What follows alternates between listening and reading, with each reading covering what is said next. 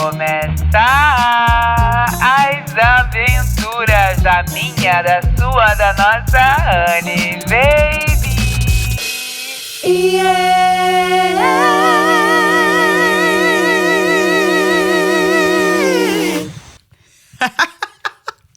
Salve, família! Como é que a gente tá? Finalmente cheguei por aqui, galera. Finalmente. A nossa Honey Baby criou coragem e começou o projeto dela. Vamos com esse podcast, galera, porque assim, eu tenho muita coisa pra contar. Muita coisa, são muitas aventuras. Desde quando eu saí da casa da minha mãe, pelo amor de Deus, gente, é muita história. Mas assim, esse podcast vai funcionar basicamente para eu falar sobre a minha vida mesmo, assim, tipo, minhas experiências, o que eu vim aprendendo ao longo dessa trajetória, sabe, de vida como mulher preta, nordestina, queer, tudo, sabe? Imigrante agora, tá ligado? I confess, no shade. Enfim, gente, são muitas coisas assim que eu quero compartilhar com vocês. E eu acredito que a melhor forma de compartilhar essa parada vai ser conversando com vocês. Então, conversando com vários amigos, muitos me falaram, Honey, você tem que escrever um livro e tal.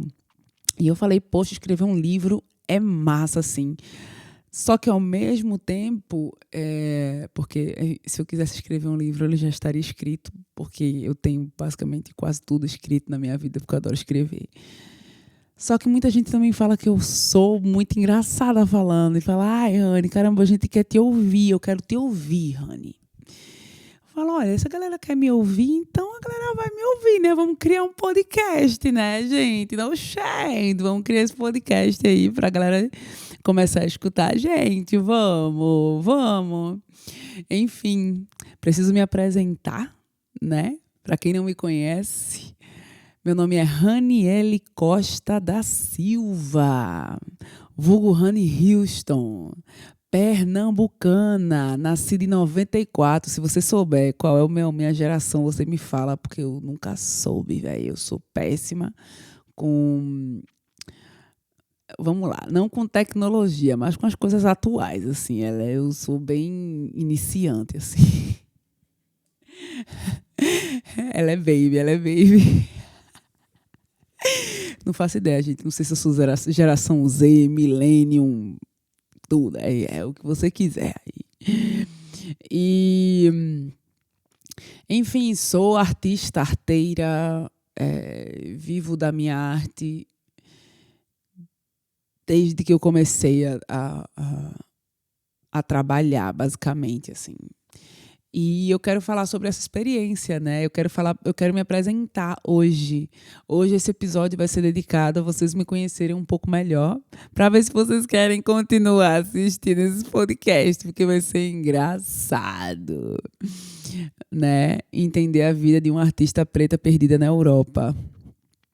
Perdida não, né, gente? A gente não é lost, a gente se achou, velho. A gente se acha em cada lugar que a gente vai. E é sobre isso também, é sobre falar sobre esses encontros, reencontros, sobre o que me trouxe aqui, né? E como uma boa artista, o que me trouxe aqui para a Europa, por exemplo, foi a arte, né? E eu quero contar hoje como é que isso aconteceu, né? Porque a Honey Houston, que nasceu ali em Recife, que viveu muitos anos da sua vida no Ipsex, dali. Só a galera, só quem é de casa dá o salve. E como é que essa menina aí saiu, velho, de Ipsex, saiu favela do Chié, tá ligado? Saiu aí da comunidade pra estar morando hoje como nômade na Europa, tá ligado? Tipo, como isso aconteceu, né? E foi por esse despertar da arte, assim. Eu sempre fui uma pessoa muito, muito estudiosa e tal. E meu pai me incentivou muito a estudar direito, né? Tipo, Acho que todo mundo, né? A galera que, enfim, os pais da minha geração sempre induziu a galera a fazer ou arquitetura, ou engenharia, ou direito. Cheio da medicina. Só existem essas 4. O resto, doce. Então, meu pai, como era militar, né, falava, vá pro direito, direito, direito. Só que, assim, eu sempre gostei de direito. E eu acredito que em algum momento da minha vida eu vou me jogar pro direito, porque eu sei que eu ia me dar muito bem, como eu me dei muito bem, né? No meu primeiro ano, eu não sei como é que se divide hoje em dia as graduações, né? Tipo, escolar, assim, eu não sei como é que se divide, não. Mas antigamente era o primeiro, segundo, terceiro ano, né? Eu, no primeiro ano, prestei vestibular, fiz o Enem, que foi a primeira vez que lançou o Enem, eu acredito. Fiz o Enem e eu aprovei na Federal Direito. Eu não fui, porque eu não quis. Porque eu falei, mano, se eu passei esse ano, eu vou passar quando eu estiver no terceiro ano, né? Vamos terminar a escola, né? Meu pai ficou revoltado e tal. Só que no outro ano, no meu segundo ano, eu já mudei. Eu falei, não sei se eu quero direito. Porque, assim, eu estudei muito, né? Eu já tinha estudado Código Penal com meus 12 anos de idade, tá vendo? Gente, eu sempre fui muito nerd, assim. Pode parecer que ela, moderninha, não sei o quê, tiração de onda, hahaha. Quando ela me respeita, que ela estuda muito, viu? Me respeita. Vocês vão começar a entender quem é a Rani aqui agora. E quando eu estava no meu segundo ano, né, da escola, né, meu pai falou, não sei o quê, vai tentar esse ano de novo. Eu falei, bem, irmão, relações internacionais, gosto de viajar. Foi quando me despertou o lance de, meu irmão, e se, velho, eu começasse a viajar, tá ligado? Mas, sabe, aquela coisa. Mas enquanto tudo isso acontecia, a arte já me sondava já desde sempre, sabe? Eu comecei dançando, né? Eu comecei a dançar com 4 anos de idade, né? Comecei a dançar na igreja. Comecei com as danças clássicas, fui para as tradicionais folclóricas, né? De Pernambuco, e depois fui parar no hip hop e finalizei com hip hop e danças sociais, né? E também dança de salão, na mesma época, tudo na mesma época. E depois eu conheci a ballroom, né? E aí foi babado. Quando eu conheci a ballroom e as danças africanas, né? Tipo, as danças urbanas africanas, basicamente, né? Tipo, nossa, minha gente, Afro House, quando eu conheci o Afro House, eu endoidei. Eu falei, meu irmão, só que assim, eu conheci o Vogue, aí eu endoidei mais ainda. Falei, o Vogue pra mim mesmo, né? Estudei muito dança, assim, tipo, dança foi o que me moveu durante quase todo momento da minha vida, né? Porque é isso, com 4 anos eu comecei a dançar, com 9 anos eu comecei a cantar em coral, né? A dança entrou na minha vida por meio da minha família, né? Meu pai e minha mãe dançavam gafieira. Minha mãe foi da primeira geração da galera de danças urbanas, né? De Pernambuco, dançava na rua, dançando Michael Jackson na rua. Eram muitas referências maravilhosas. E tipo, principalmente a minha mãe, assim, eu acho que ela foi a que mais me impulsionou, assim, a continuar na dança. Só que a dança é hobby, né? Não, você tem que estudar para direito. Aí a gente volta lá para a história. Primeiro ano passei, segundo ano. Eu fiz para Relações Internacionais, fiquei em primeiro lugar no remanejamento, não entendi. Falei, oxente. No outro ano, eu já estava em contato com o hip hop. Já estava com a galera do Geraldão, Dali, Gera. Isso aqui é só para quem é de Recife, só a galera de Recife vai conseguir pegar essa referência. Minha gente, o Geraldão era assim, era o local, assim, tipo, da juventude, né? E tinha de tudo, tinha parkour, tinha dança, tinha de tudo lá. E foi lá que eu entrei em contato com a galera do hip hop e entrei em contato com a galera do Cores do Amanhã, né? Que é uma ONG incrível, que, enfim, me abriu muitas portas, assim. e que eu faço parte até hoje. Queria estar contribuindo mais, mas a gente vai. Por favor, se você é pernambucano, conheça. Se você está no Brasil, conheça. E se você está fora do Brasil, também conheça. Instagram Cores da Manhã, tipo, é uma ONG incrível que ajuda milhares de crianças ao redor do maior complexo prisionário, né? O maior complexo de presídio do Brasil, né? Não sei se antigamente era da América Latina, não sei se ainda é, mas do Brasil com certeza, que é ali o Aníbal Bruno e tal. E é um trabalho lindíssimo.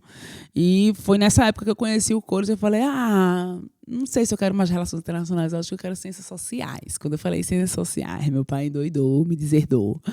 Você não é mais minha filha. É tema para outro episódio. Eu ri muito, eu falei, parceiro, assim, tipo, de verdade, é isso, né? E também fiquei em primeiro lugar no remanejamento. Falei, isso é um sinal, né, velho? E enquanto tudo isso acontecia, eu estava investindo na música, na dança, né? Em 2011 foi quando eu entrei no Conservatório Pernambucano de Música, porque, enfim, vocês perceberam que eu sou muito nerd, assim, então, tanto na dança como na música, como, enfim, em qualquer área da minha vida, se eu tô afim de alguma coisa, eu vou estudar muito ela e eu vou estudar de verdade. Né? A dança eu fiz vários cursos pelo Brasil.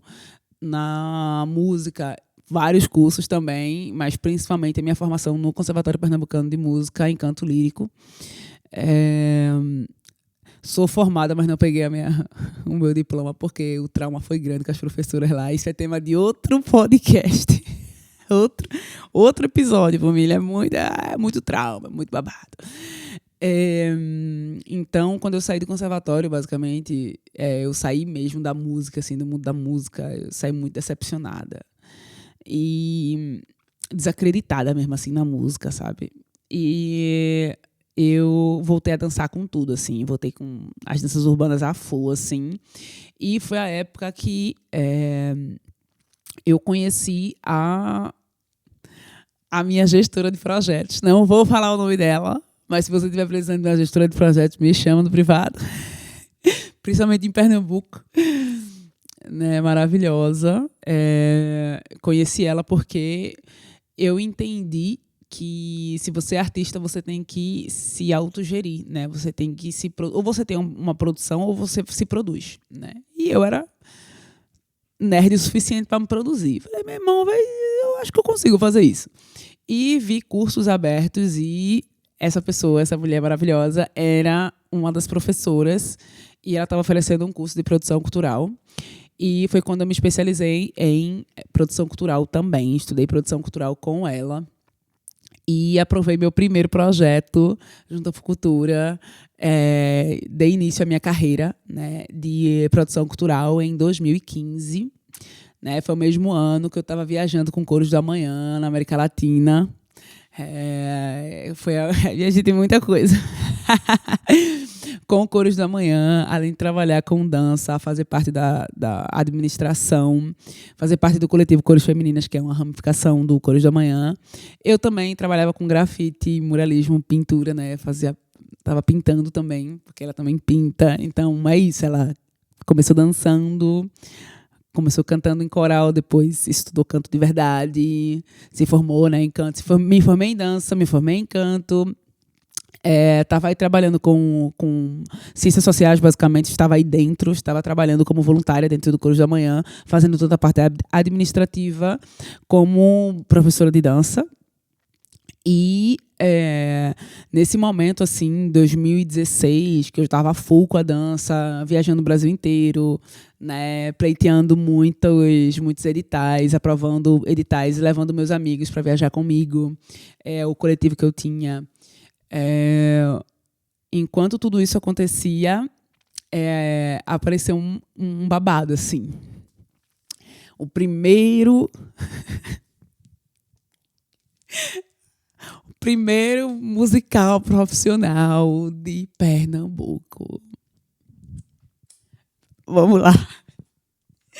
Eu vou falar mais a fundo desse projeto depois, porque, olha, essa história do Aladim Recife é muito boa. Mas vamos parar só na parte do teatro musical, tá, hoje. Pra quem me conhece sabe que, Rani, eu não gosto de teatro musical. Não gosto de teatro musical, não sou do teatro, não sou pessoa de teatro musical. Eu não sou. Trabalhei muitos anos de teatro musical, mas eu não sou teatro musical. Conheci uma das minhas irmãs de vida na fila dessa audição, né? Que eu não queria ir, mas a Josi, a coordenadora, né, do Coro da Manhã, insistiu. Falou, Rani, você é perfeita, você canta, você dança. Eu falei, sim, e o teatro, nega? Ela, tu desenrola, mulher, que tu vai desenrolar. Porque eu não tinha formação em teatro, né? Até então. E com essa audição, foi muito engraçado que a bancada era um monte de gente que eu não conhecia e um monte de gente que eu conhecia também. Tipo, o meu coordenador do Conservatório Pernambucano de Música estava lá na minha frente. E aí, gente, dali, monstro! Ele, ô, Giane, tu tá aqui? Eu falei, ô, um monte de gente do conservatório, um monte de gente que dançava, que eu conhecia. Enfim, um monte de gente. Do nada, peguei um personagem, né, Fiscal Lila, foi minha primeira personagem de teatro musical. E ali eu conheci a minha irmã de vida, né? Não quero falar nomes, gente, não vou falar nomes porque eu não quero ninguém me processando, não quero BO com ninguém, mesmo sabendo que são coisas boas. Quando é para recomendar alguma coisa, aí eu vou falar nomes sim, mas de pessoas eu prefiro não falar, tá? Vamos manter esse sigilo aqui, porque senão, assim, eu já tô abrindo muito a minha vida, gente. Se eu falar de nomes, aí lascou, né? Aí fudeu, aí o bagulho fica doido. Enfim, eu lembro que eu tava na fila, resmungando, tipo, meu irmão, que merda que eu tô fazendo aqui, meu irmão, muda o teatro musical. Eu lembro a olhada que essa menina me deu, assim, tipo, foi muito engraçado. Ela me olhou, tipo, de cima a baixo, tipo, por que ela tá fazendo? Porque, sabe, aquela cara de que, e nada, gente. Passei, do nada eu tava conversando com amigos ali ao redor, né, enfim, do momento de break da audição. E alguém pediu para eu cantar e eu comecei a cantar Rita Franklin. Aí essa menina falou, ela pode falar o que ela quiser. Ela pode falar o que ela quiser. Eu falei, nossa, passada quando ela me contou essa história, enfim, muito engraçado. Mas é isso, gente, as conexões que a arte fez na minha vida. Eu nunca pensei em trabalhar com teatro musical, eu nem tinha essa possibilidade na minha cabeça. E surgiu essa oportunidade, entrei e eu estou na Europa hoje por causa do teatro musical, né?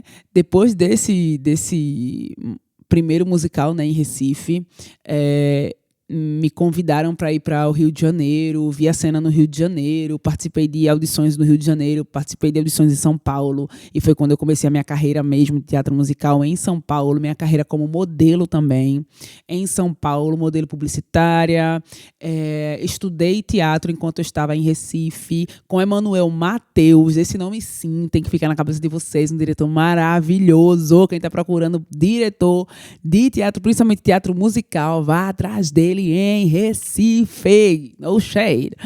E ele falou uma das coisas assim que mais marcou a minha vida assim, em relação à atuação, né? Porque eu falei pra ele, mano, não tenho ideia de nada, não sei o que e tal. Ele, Rani, velho, você não tem noção do gigantesca que você é no palco. Eu só peço que quando você for atuar, você atue como se você estivesse cantando. E foi aí quando eu entendi que eu tinha que cantar. Eu tinha que voltar a cantar.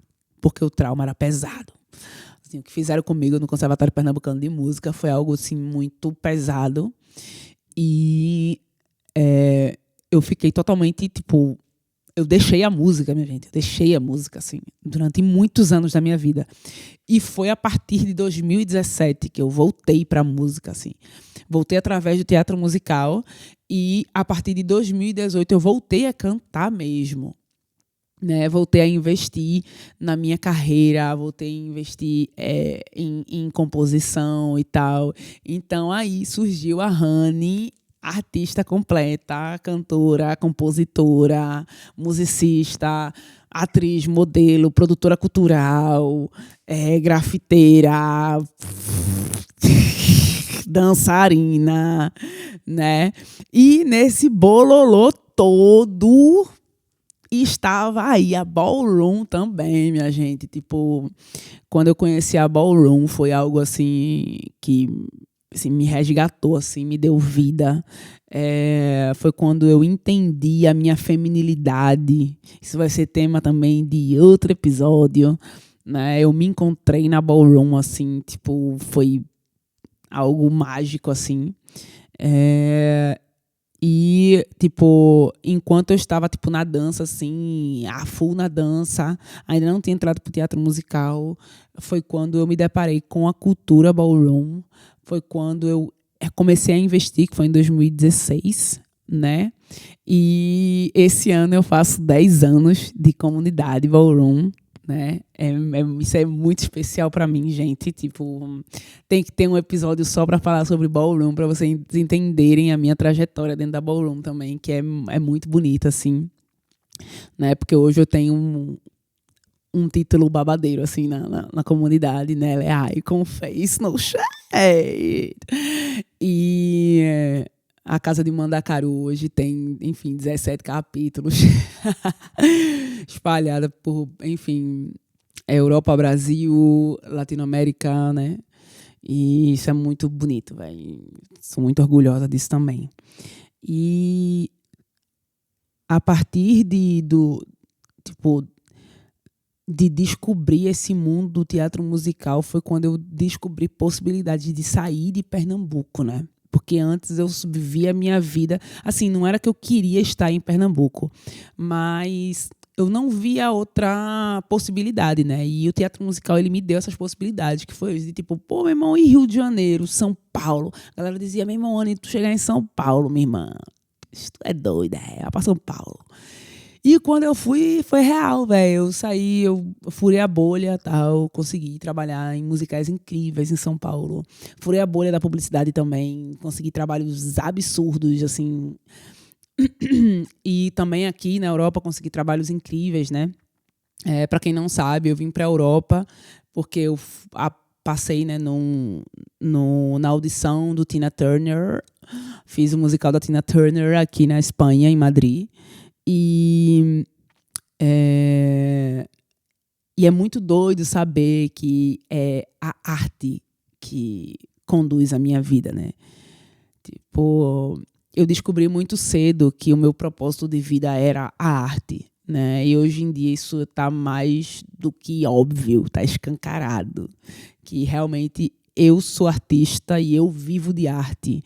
E eu vou continuar vivendo de arte de um jeito ou de outro, no palco ou no backstage, ou escrevendo o projeto para isso ser aprovado, para isso continuar, tá ligado? Tipo, acredito que o universo, ele realmente quer que eu continue nessa parada e eu vou continuar, né? E, enfim, hoje eu queria falar sobre isso, eu queria meio que me apresentar para vocês entenderem mais ou menos por onde vai esse podcast, né? Porque não quero me prolongar demais, porque, assim, gente, se eu começar a falar de uma história, eu vou entrar em outra, e entre outra, mas, assim, quero focar em coisas objetivas, assim, para vocês também não se perderem, porque a vida dela é uma doideira. E a gente vai rir muito juntos aqui. E é isso, gente. Sobrevivemos a mais um dia. E vamos sobreviver a mais outros episódios, se o universo quer, se Deus quiser, se os guias deixarem, se tudo colaborar, se as mães deixarem, né? E vamos ver onde é que eu vou estar amanhã, gente. Você vai querer entrar comigo nessa aventura? Pois vem, amor, porque tenho muito mais coisas ainda para contar, tá? E o próximo episódio vai ser en español, ya tú sabes que aquí somos bilingües, amor. Hablamos un día en portugués y el otro día en español, porque tenemos que practicarlo, ¿eh? Pois nada, gente, um beijo bem grande, um cheiro da nossa Honey Baby.